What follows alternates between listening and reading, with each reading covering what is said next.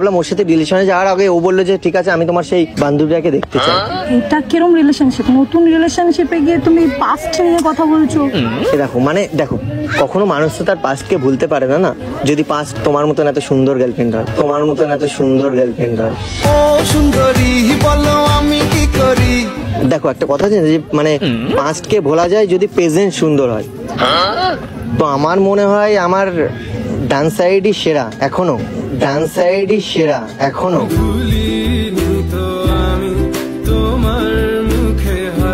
মানে আমার কাছে আমার গার্লফ্রেন্ডই মানে সুন্দর, কিন্তু 10 জনের কাছে তুমি সুন্দর। ও কিন্তু বলেই দিয়েছে, ও রাজি হয়ে গেছে। আমি কারোর লাইফে অপশন হয়ে থাকিনি, থাকবো না। হলে ওয়ান এন্ড অনলি হতে চাই, নাহলে না। তুমি তো ছিলে। আমি থাকলে এটা কোথা থেকে এলো? ও আসেনি বলছি তো, আমার ভেতরে এখনো প্রবেশ করেনি, ভেতরে এখনো প্রবেশ করেনি। মানে ভেতরে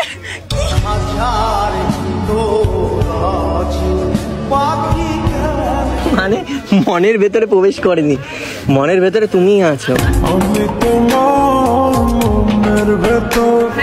আগে তো কাঁধে প্রবেশ করছিল, এবার আর কোথায় কোথায় প্রবেশ করেছে সেটা তো আমি দেখতে পাইনি। ও আমার বাইরের অংশে প্রবেশ করেছে, ও আমার বাইরের অংশে প্রবেশ করেছে, ভেতরের অংশে।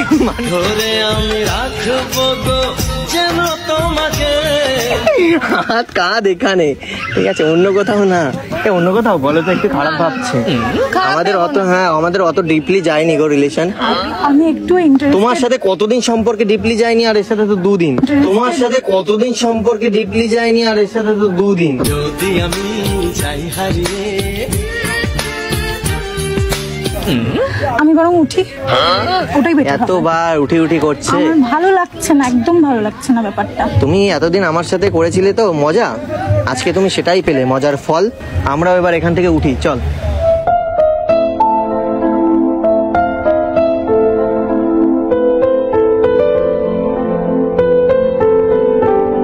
বাট আমি সিরিয়াসলি তোমার সাথে করতে চেয়েছিলাম প্রেম, বাট তুমি আমার সাথে খেলেছিলে তখন গেম। যাই, চলো চলো, ওঠো ওঠো।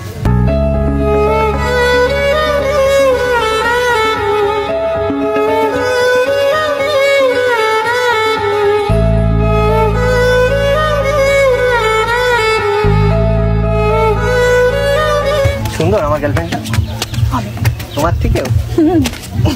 আমার তো মনেই হচ্ছে না। তুমি মাইন্ড করো না কিন্তু, ঠিক আছে?